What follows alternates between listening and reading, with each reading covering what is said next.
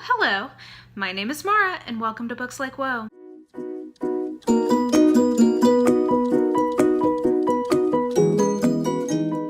Okay, so our Kate-Daniels-a-thon rolls on. If you have not watched along with this series, just so you know, this is a spoiler-filled review. My review of the first book, my review of the last book, and my review of Iron and Magic will all be spoiler-free, but everything else has spoilers. So if you have not read Magic Strikes yet, please stop here because I want you to enjoy it. You deserve it. So with that being said, let me read you the synopsis, then I'll give you a few quick thoughts about this particular book. Okay. Drafted to work for the Order of the Knights of Merciful Aid, mercenary Kate Daniels has more paranormal problems these days than she knows what to do with. Am I right, ladies? And in Atlanta, where magic comes and goes like the tide, that's saying a lot. But when Kate's werewolf friend Derek is discovered nearly dead, she must confront her greatest challenge yet. As her investigation leads her to the Midnight Games, an invitation-only, no-holds-bar, ultimate preternatural fighting tournament, she and Curran, the Lord of the Beasts, uncover a dark plot that may forever alter the face of Atlanta's shape-shifting community. Okay, so I forgot how much I really like this book. There's this one and then the next one are two of my favorites in the series just because I think the tension between Kate and Curran is building really nicely. So on that front, I really like it.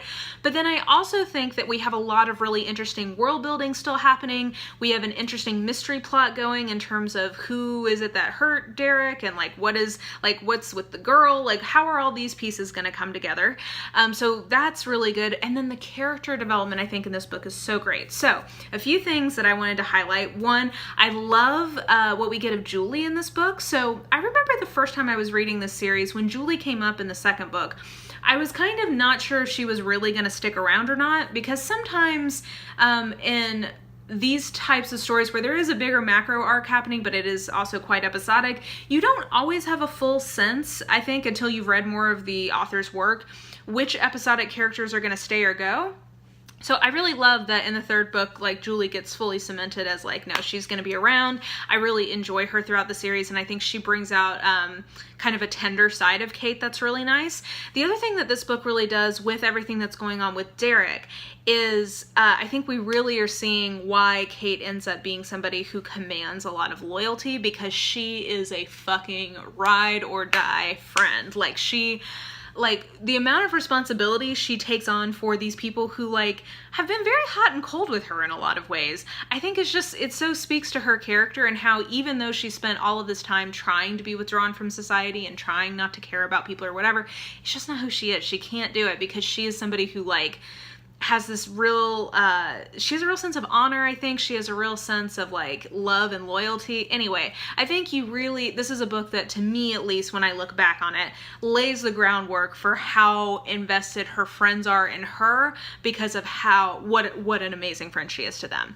I love all the stuff with the Midnight Games. I think that created a fun way to see different, kind of parts of the world and different magics in this world and how they interact. So I think that was super interesting and fun.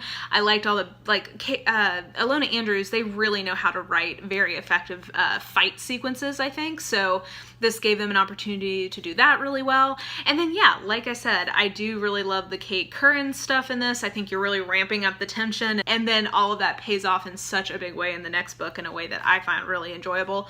Yeah, I just think that this is a super good book. Oh, the hot tub scene, by the way, with Kate and Curran, I love. And if you've never checked it out, there are Curran POV scenes on Ilona Andrews' website. So I actually really love that scene from his perspective. I think that it's super fun. So anyway, there's a lot to love, I think, in this particular book. I think it has a lot of what this series does best. It has interesting magic systems happening. I think you learn more about the world. I think the macro plot is getting advanced in a meaningful way in this book. We've got great character development. We're getting to know Kate more and getting more and more information about like her deal. And I think by this book you have a pretty good idea of what that is, but you know, we're getting a lot more information about that. And then, yeah, I just think that it's a satisfying episode in and of itself, and then you also just get so much more for the series as a whole. So yeah, I think that this is one of the better ones. I would actually say that this is my favorite of the three that I've reviewed so far, so I'll put that at the top. And yeah, it sets up next week's, which I think it's probably my second favorite book in the whole series to date. So I say next week. I mean tomorrow's, because we'll talk about this tomorrow. So I will post my review of the next book tomorrow, which I believe is called Magic Bleeds. The titles are so hard for me to keep in my head because they're all so similar. But yeah, so the 4th book we will talk about tomorrow. So I will see you back here for that. If you have read this book, definitely let me know any of your thoughts below. And I think that will do it. If you enjoyed this video, please like, subscribe, follow me on the social medias if you are so inclined. I have all that information listed in the description box below. And I think that will do it. Hope you're having a great day, and I will talk to you tomorrow. Bye!